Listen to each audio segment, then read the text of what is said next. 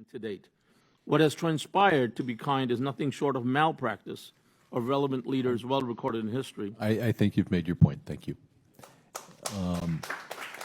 And I'll point out, Kashmir has been controversial since Maharaja Gulab Singh purchased the Kashmir Valley from the British. And as you point out, we purchased Louisiana and Alaska. We are all for human rights. We are all opposed to terrorism. We're all for self-determination and territorial integrity, and we look forward to applying those principles. We now go to witnesses that are focused on the rest of South Asia, at least in part. And the first of these is Fatima Gul. I've worked with her for so many years, along with her husband, Sufi Lagari, as they focus on human rights in Sindh. And I got a chance to meet her brother-in-law, who was then killed by forces yet unproven. And so we look forward to hearing about Pakistan and especially Sindh from Ms. Gul. Thank you, Chairman Engel, and members of the committee.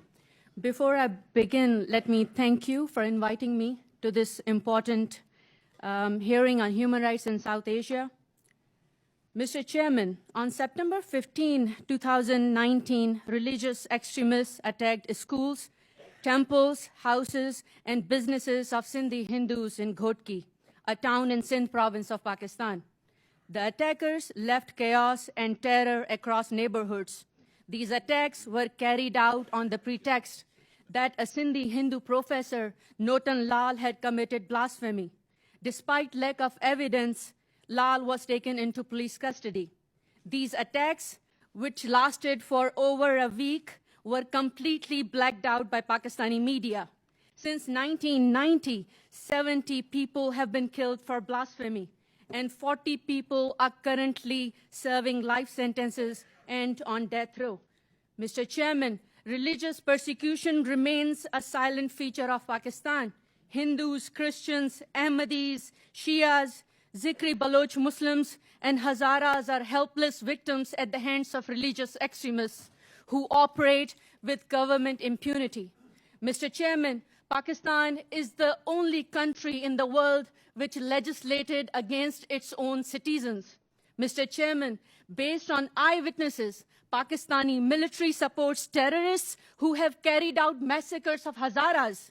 Today, the Hazara population hardly reaches 5 million, mostly concentrated in Quetta, Balochistan.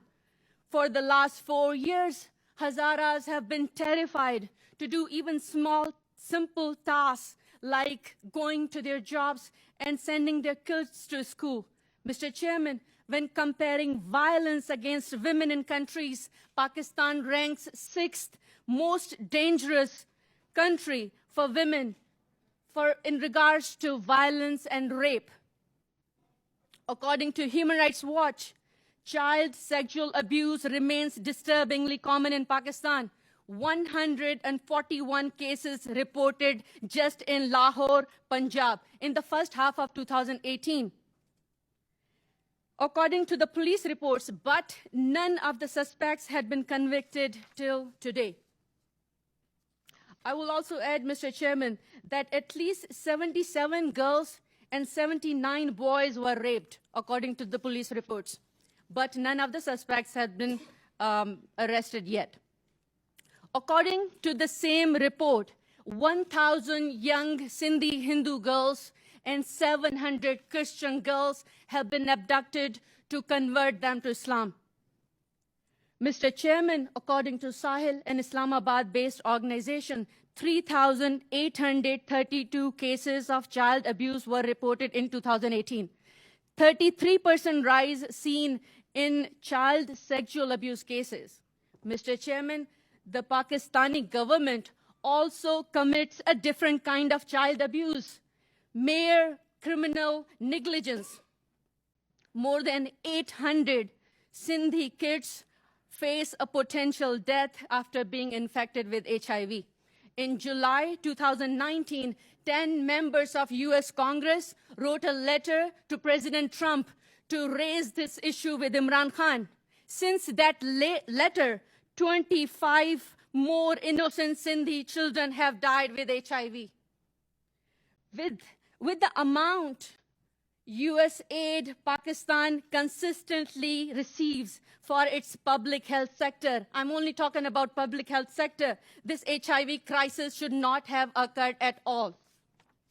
Mr. Chairman, in September 2019, Masood Shah, a Sindhi nationalist and only eyewitness in Irshad Ranjhani murder case, enforcedly disappeared just days before his court hearing.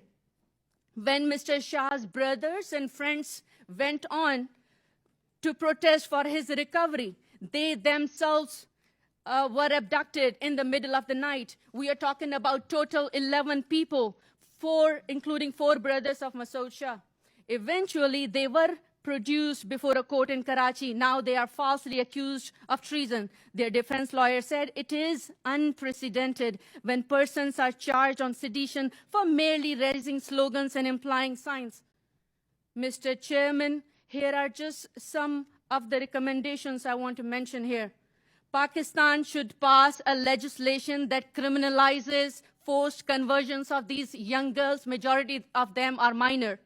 Pakistan should allow journalists and full access to Balochistan, Khyber Pakhtunkhwa, and Sindh. Thank you.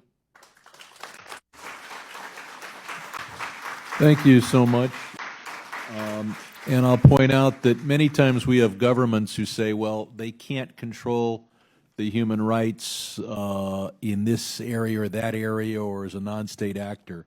But when a country's legal system criminalizes blasphemy, it's an invitation to anyone who doesn't like a member of a minority religion to claim that person blasphemed.